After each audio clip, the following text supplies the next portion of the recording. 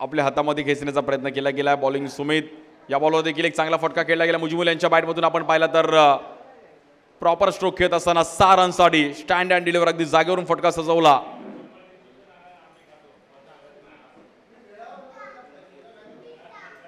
थोडे स्कीड झाले जरूर, बट फटका फसला नव्हता तिकडे आणि प्रॉपर टायमिंग.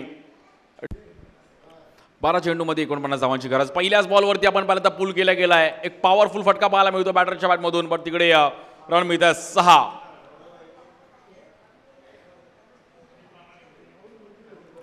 मुजम्मिल यांच्या बॅटमधून आपण पाहिलं तर सुरुवात दमदार झाली आहे. पहिल्याच बॉलवरती हाफ ट्रॅकर बॉल, त्याच्यावर मात्र फायदा उचलला गेला. या बॉलवरती पण अगदी जागेवरून फटका सजवला गेलाय. मुजम्मिल यांच्या बॅटमधून आपण पाहिलं तर पुन्हा एकदा एक लांब 6.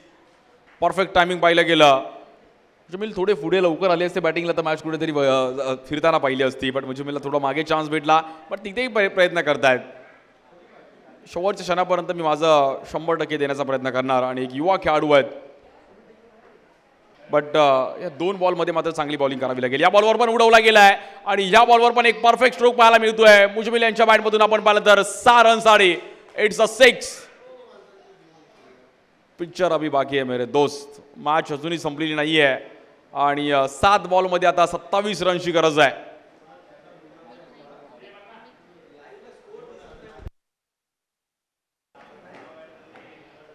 या बॉलवरती उडवला गेलाय समोर stand and deliver perfect stroke. या बॉलवरती देखील आपण पाहिलं तर 6 रनसाठी इट इज अ 6 आणि लगातार आपण पाहिलं तर हा 3रा 6 मुजम्मिल यांच्या बॅटमधून. अफलातून बॅटिंग. पूर्ण ड्रीम 11 चेंज करून टाकलं मुजम्मिलने आणि काय बॅटिंग केली आहे. कडक लाजवाब. 6 बॉलमध्ये आता एक बॉल 8. कुठेतरी हा बॉल जर फेर आला तर मॅचमध्ये जिंकू शकतात आणि ही मॅच आपण पाहिलं तर